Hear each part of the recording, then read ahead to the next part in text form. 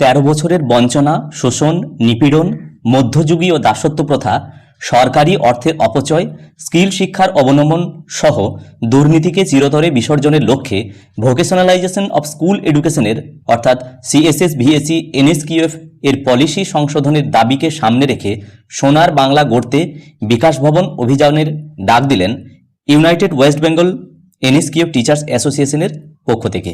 তো এই সংগঠনের ভাইস প্রেসিডেন্ট মাননীয়া শ্রেয়া চৌধুরী মহাশয়া ওনার মূল্যবান বক্তব্য এই বিকাশ ভবন অভিযানকে ঘিরে ওনার বক্তব্য আমরা এই ভিডিও শেষে শুনে নেব। এখন আমরা অতি সংক্ষেপে দেখে নিই এই স্কুল শিক্ষা দপ্তরের অধীনে কর্মরত সিএসএস ভিএসি এনএসকিউএফ শিক্ষক শিক্ষিকাদের মূল দাবিসমূহ কী কী। ১ নম্বর, শোষণমূলক থার্ড পার্টি এজেন্সি ব্যবস্থা বাতিল করে সরাসরি স্কুল শিক্ষা দপ্তর এবং West Bengal council of higher secondary এডুকেশনের মাধ্যমে ওনাদের এই যে স্কিম এটাকে যেন পরিচালনা করা হয়। এখানে আরো বলা হচ্ছে সরকারি টাকা অপচয় করে কার স্বার্থে এজেন্সি প্রথা ও শিক্ষানীতির লঙ্ঘন করে সিএসএস ভিএসি এনএসকিউএফ কেন এখনো স্কুল শিক্ষা দপ্তরের পরিবর্তে কারিগরি দপ্তর দ্বারা পরিচালিত করা হচ্ছে।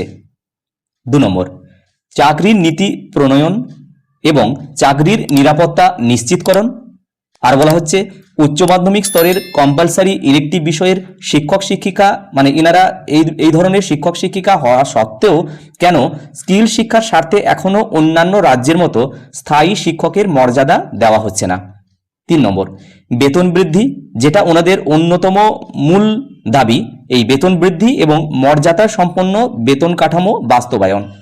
এখানে আরো বলা হচ্ছে যে গত ১৩ বছরে ১ পয়সাও বেতন বৃদ্ধি ওনাদের হয়নি। তো এই সমস্ত মূল দাবিগুলোকে কেন্দ্র করে বিকাশ ভবন অভিযানের ডাক দিয়েছেন United West Bengal NSQF teachers অ্যাসোসিয়েশনের পক্ষ থেকে এবং বলা হচ্ছে আগামী ২রা মার্চ ২০২৬ সোমবার বেলা ১১টায় করুণাময়ী বাসস্ট্যান্ডে জমায়েত হওয়ার কথা বলা হয়েছে। সুতরাং সকল সহকর্মীদের ওই দিনে উপস্থিতি এবং সক্রিয়ভাবে অংশগ্রহণ একান্তভাবেই কাম্য মনে করছে United West Bengal NSQF teachers অ্যাসোসিয়েশনের পক্ষ থেকে। এবার আমরা United West Bengal NSQF teachers অ্যাসোসিয়েশনের মাননীয় ভাইস প্রেসিডেন্টের মূল্যবান বক্তব্য শুনে নেব। আগামী ২রা মার্চ ২০২৬ সোমবার সকল শিক্ষক শিক্ষিকারা দলে দলে যোগদান করুন বিকাশ ভবন যাওয়ার উদ্দেশ্যে। আমরা প্রথমে করুণাময়ী বাসস্ট্যান্ডে যাব।